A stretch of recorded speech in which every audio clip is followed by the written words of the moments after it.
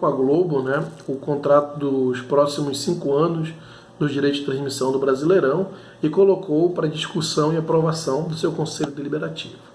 Isso foi um tema que gerou muita discussão polêmica dentro do próprio Conselho do Flamengo e também das pessoas que cobrem o Flamengo, de todos que estão envolvidos com o Flamengo. Porque, ao final das contas, o Flamengo vai deixar de ganhar aí, se você for colocar o estimado ou o aproximado que o Flamengo ganhava, algo em torno de 80 milhões de reais por ano a menos. Ou seja, o Flamengo ganhava no último ano, chegou a ganhar 290 milhões, e aí a estimativa é que se ganhe 210 milhões, claro, tem variáveis que podem aumentar esse valor, mas em média deve ser isso, 210, ou seja, 80 milhões de reais por ano, a menos do que ganha hoje, e num contrato de 5 anos, deve perder aí 400 milhões de reais num contrato aí de 5 anos. Ou seja, o Flamengo perde em torno de 30% do seu faturamento com os direitos de televisão agora.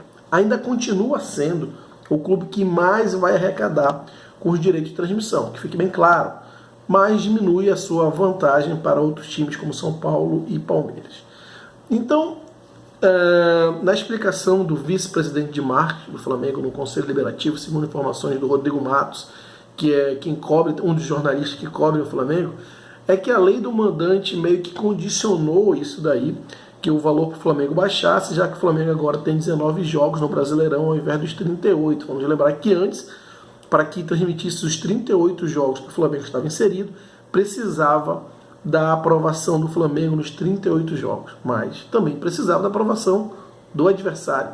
E agora, tanto o Flamengo tem direito de só ele aprovar os direitos de transmissão nos jogos onde ele é o mandante, e como o adversário também tem direito de aprovar só ele os jogos que ele recebe o Flamengo como visitante. Então, é como se tivesse dividido essa fatia, esse pedaço do bolo ao meio ali, né? O Flamengo tinha 38 jogos, mas agora tem 19. O adversário agora tem 19 jogos do Flamengo que ele consegue vender também. Então, isso gerou muita discussão, muito debate sobre que o Flamengo tinha dado um tiro no próprio pé. Né?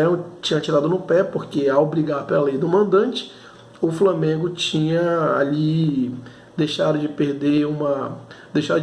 perdido uma boa parte da sua receita com televisão. Como eu disse, algo em torno de 30% por ano. Um clube que faturava 290 milhões vai faturar algo em torno de 210 milhões.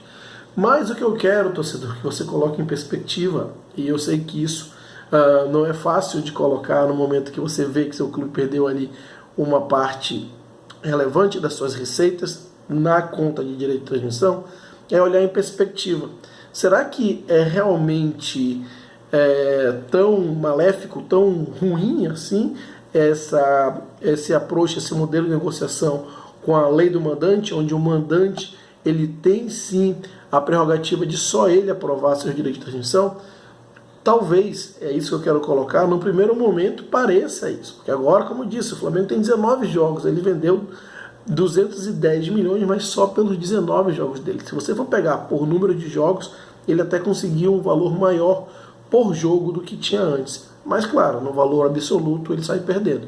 Mas eu quero colocar que isso pode abrir portas, a maneira como a gente está negociando, como o Flamengo vem negociando e o futebol brasileiro vem negociando, que são com a lei do mandante, onde cada clube ele é responsável pelos seus jogos como mandante, abre a oportunidade de você fazer uma negociação fracionada ou em fatias.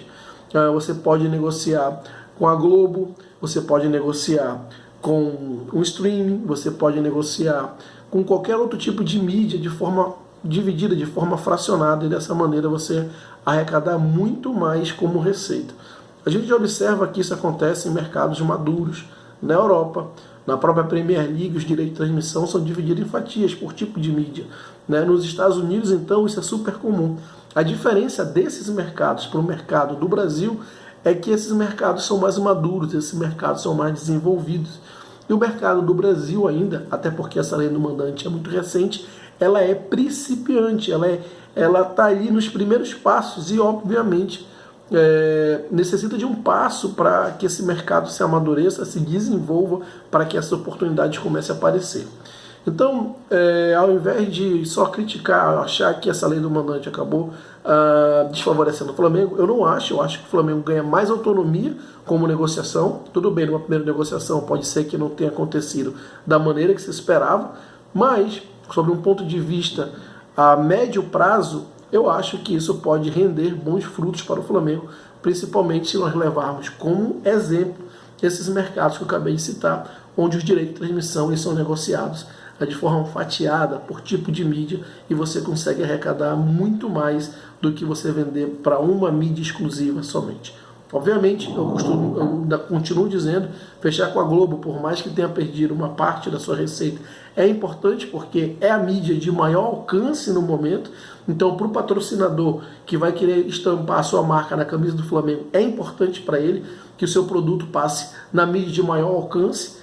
Mas isso é hoje. A gente sabe que com a tecnologia, os avanços que a gente tem nessa era digital, o que é hoje já não vale para amanhã. E eu, tirando pelo exemplo que acontece em outros mercados de mídia, acredito que esse mercado vai se desenvolver e aí essa lei do mandante já vai ter preparado o terreno para que novas negociações se desenvolvam nesse sentido. É só tirar, por exemplo, o próprio Campeonato Paulista, que fez uma negociação nesse sentido e conseguiu arrecadar mais do que arrecadava com a Globo. Mas não tem o mesmo alcance que tinha com a Globo. Isso é verdade, mas isso também se desenvolve. A sociedade como um todo vem mudando, vem evoluindo. O mercado brasileiro, como eu disse, no segmento de mídias, ainda é muito principiante. As coisas não estão acontecendo, mas uma coisa é certa, elas vão acontecer. Não é questão de se, mas questão de quando.